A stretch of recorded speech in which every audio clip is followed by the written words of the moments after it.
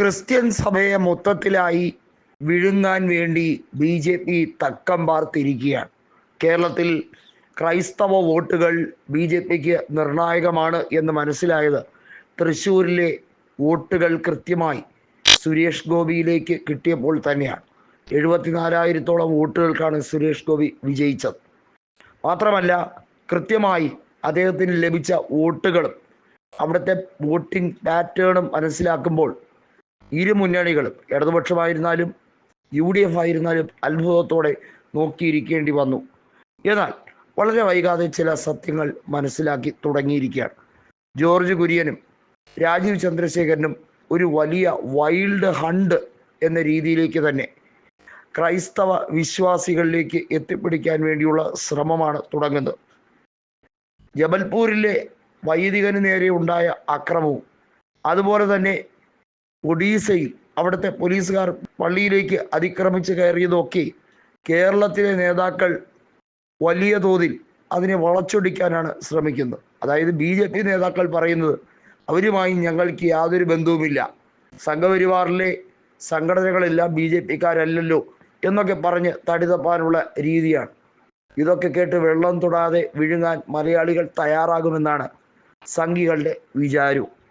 ഏതായാലും ജോസ് കെ മാണി കൂടി BJP-യിലേക്ക് തൻ്റെ അനുയായികളുടെ കൂടെ എത്തുമ്പോൾ കാര്യങ്ങൾ കുറച്ചുകൂടെ വരുതിയിലേക്കാവും എന്നാണ് വിചാരിക്കുന്നത്.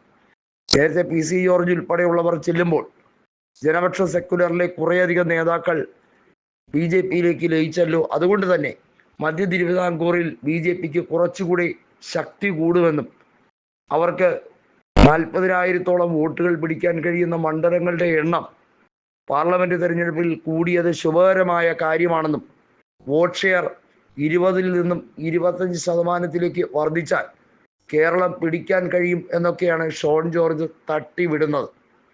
ഏതായാലും ഇപ്പോൾ പുതിയ നീക്കം കൂടി നടത്തുകയാണ്.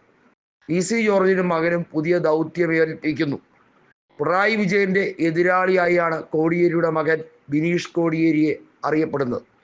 ബിനീഷ് കോടിയേരിക്ക് വലിയ തോതിൽ അന്വേഷണം നേരിടേണ്ടി വന്നപ്പോൾ അദ്ദേഹത്തിന് പാർട്ടി സഹായിച്ചില്ല എന്നൊരു ഖ്യാതി പൊതുവെ സൃഷ്ടിക്കപ്പെട്ടിരുന്നു.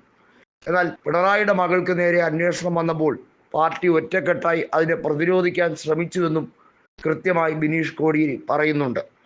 അതുകൊണ്ട് തന്നെ ബിനീഷ് കോടിയേരി BJP-യിലേക്ക് എത്തും എന്നാണ് ഷോൺ ജോർജിൻ്റെ അവകാശവാദം.